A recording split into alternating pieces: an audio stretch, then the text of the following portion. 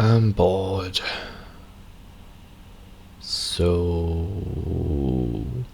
let's chat about Peter Pan Goes Wrong, the adaptation of an adaptation. The first of the Mystery Theatre projects for the BBC.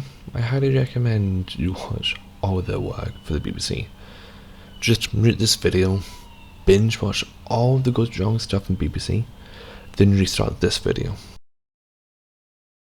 This feature is purely dysfunctional, but by design.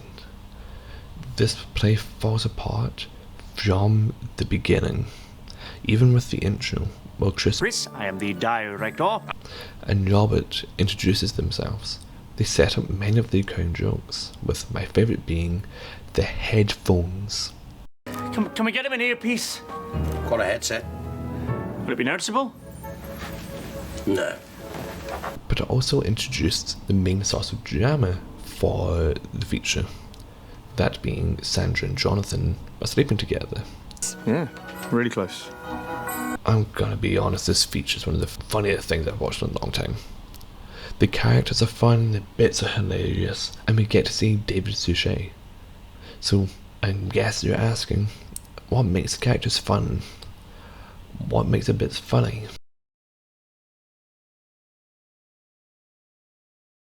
Where should I start?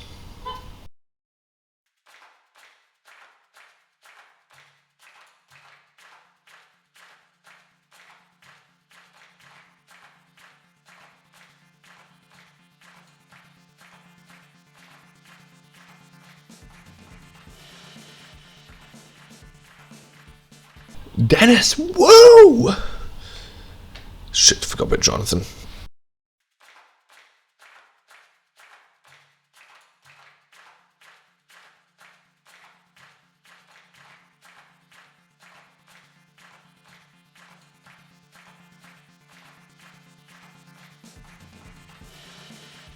Jonathan, the boy who couldn't keep it in his pants. And that's a quote, by the way. Boy who wouldn't grow up, not the boy who couldn't keep it in his pants. Jonathan, Jonathan, Jonathan, Jonathan. What can we say about Jonathan? He's dating Sandra at the start of the play, and he's just a bit of a Dick! Most of the gags with him are more because of bad wire work, where he gets chucked through things, or he gets pants. He also gets knocked out at some point. He ends up cheating on Sandra, but oh well. Next character.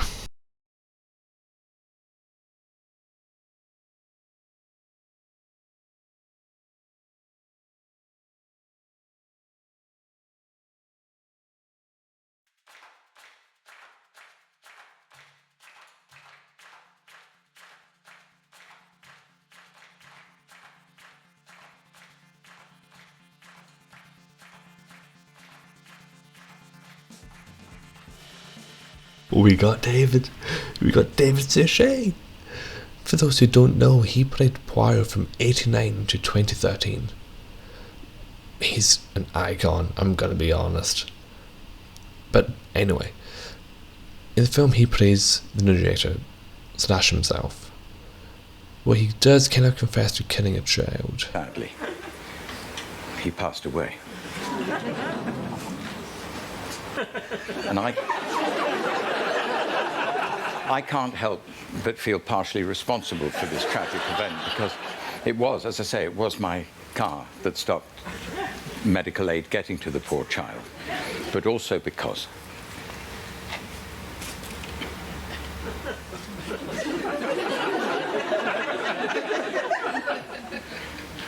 I was playing Mr. Bumble. He's great though. But I do kind of get the feeling he doesn't want to be there. He does get pissed off at the cast kind of all the time. Although sometimes he forgot to show it. So what would he get for narrating this play, I hear you ask?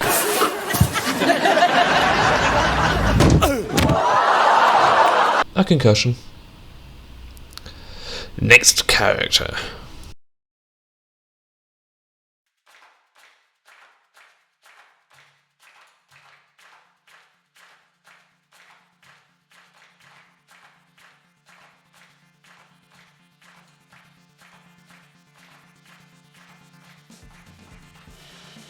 Trevor!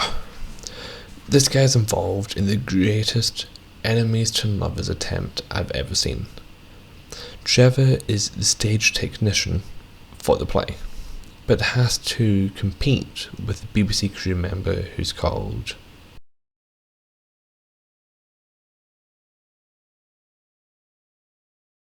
BBC crew member. Anyway, they start out crashing a lot, but then at the end of it they realise they need each other, and then immediately put the gods up again. It was sweet while it lasted. Next!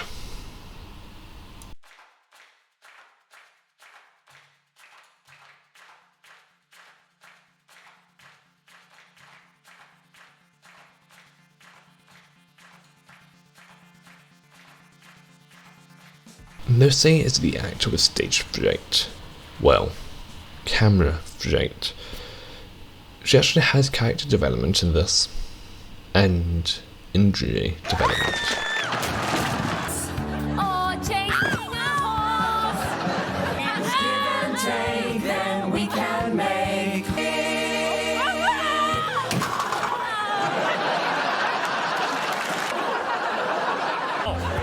Stop the revolt!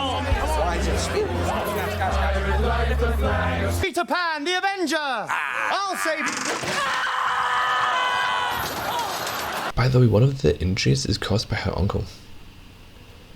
Speaking of her uncle,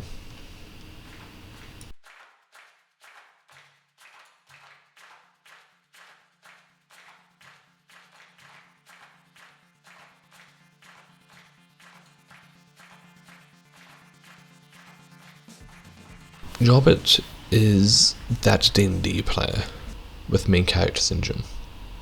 He believes he's a main character, with him being the closest to. Chris Bean, the director.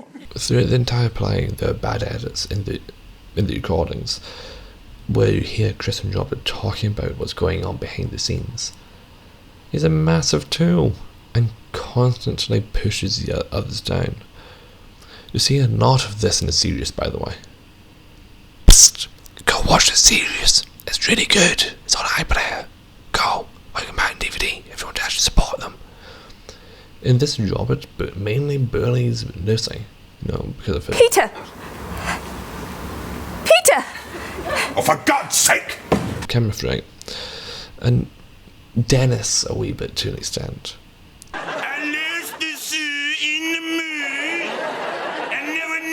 So Robert is a bit of a dick. So next character.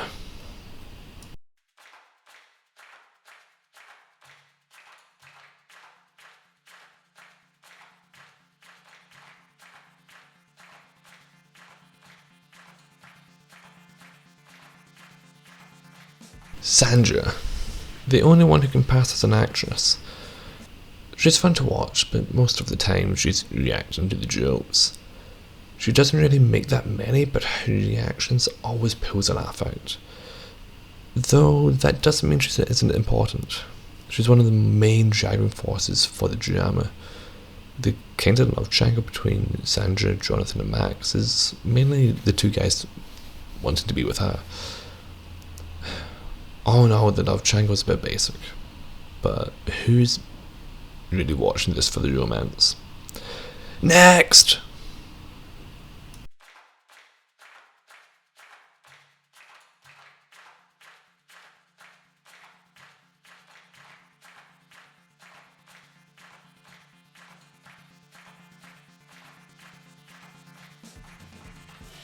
Max is sweet.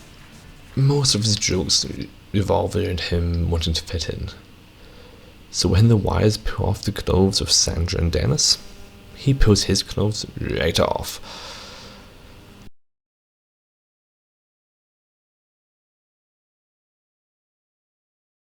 From the side of the actual plot, he wants to be Peter Pan. But after the play, he gets the girl and realises he's enough. I hate romance so fucking much. And terms of the humour, Max tends to be on the butt of the joke, but he still gets a couple good jokes in there. Saying it like a mammal. I will say he's better in the series though, but that goes without saying. So go watch that to get the full sense of the joy that is Max. Next!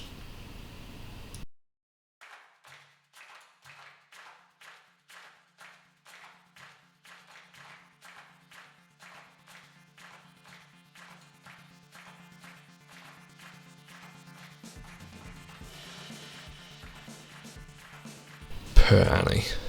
She pretty much did every part. I don't even want to count how many she had to do. Oh, George, you are forever losing things. I found your cufflinks, Mr. Darling!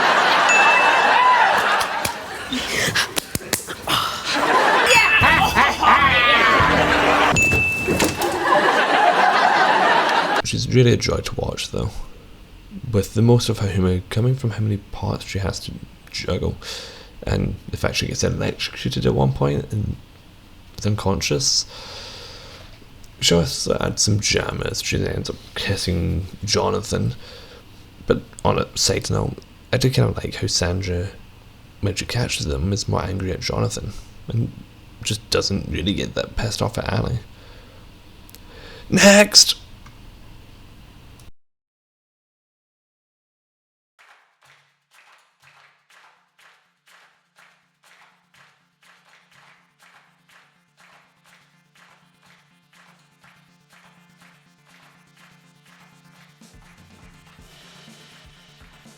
And now we have The director. he's quirky, definitely thinks his play is more important than it actually is.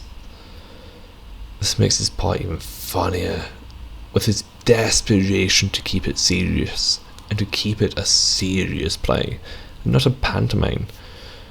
Overall, his time in the light is pretty fun to watch, especially his interactions with the audience. Though, as it has become a bit of the theme now, he's better in the Goes Wrong show. So go watch that and enjoy the full extent of Chris Bean, the director.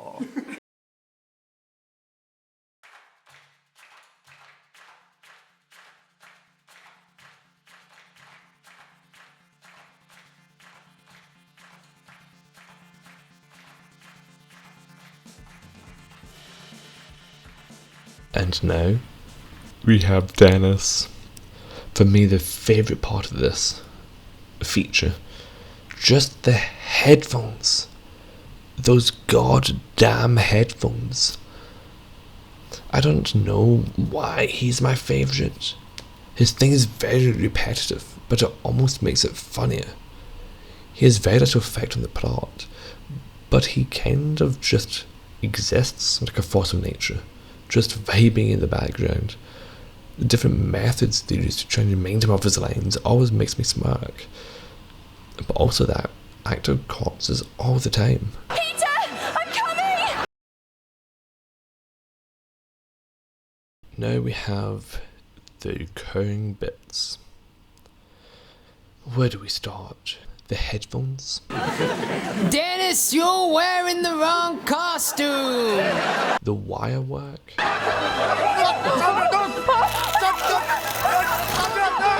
The cab?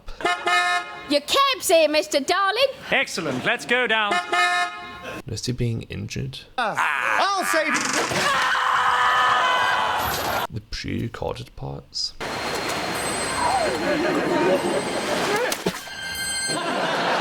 Let's start with the...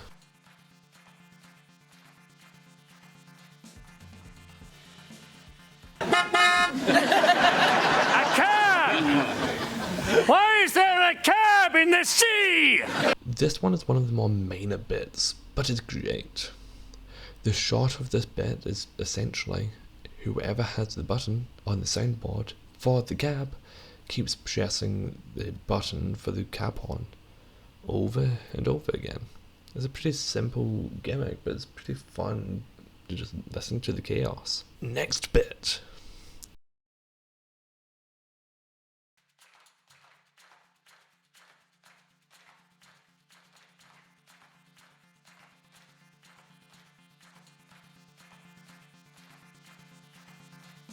these are fucking amazing. It goes from just being bad editing for comedic effect to bad editing for plot. And by plot, I don't mean... By plot, I mean...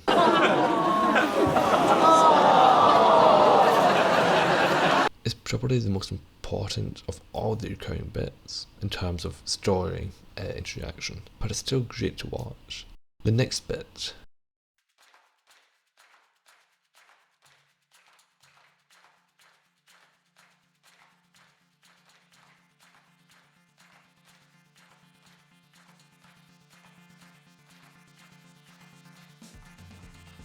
The fucking headphones.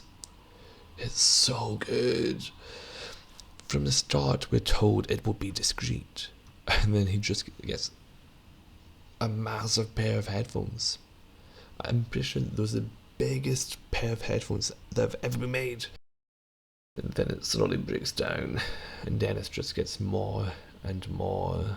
Incompetente. It's so fucking funny. It then devolves to Trevor holding flashcards for Dennis, but the pacing of the words are horrible. It's fucking great. The next bit.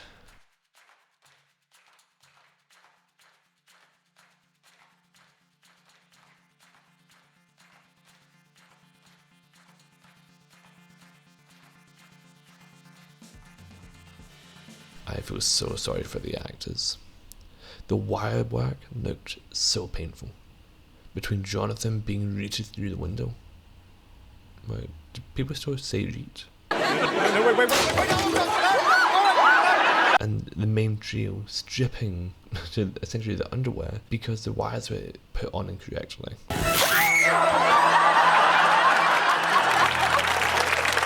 The wire hijinks continue throughout the feature. Different people getting injured because of the wires. You know, Jonathan falling out of the harness, or Trevor being pulled all over the place by the wires. Why does anyone use these things?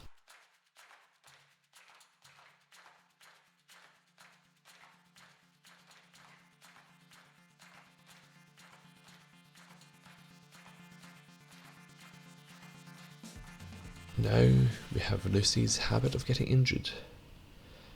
She gets injured a lot.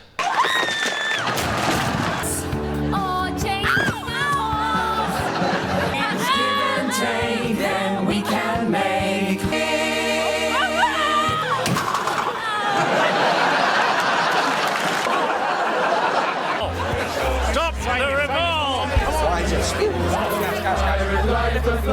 Peter Pan, the Avenger! I'll save... And I mean a lot. But as a member of the human race, I feel I can speak on this and say for all involved that it is funny. Especially when the story requires her to do something that is insane to do with her injuries. My good times. For me, the viewer, not for her. Her life fucking sucks. Peter Pan Goes Wrong is fucking S-tier comedy. Go watch it. What else do I have to say? Like I've told you multiple times. Just go watch it. Go watch all of the Goes Wrong content on BBC. Do it. If you're not gonna watch it, go watch one of my other videos. Either support me on Mischief. It's your choice.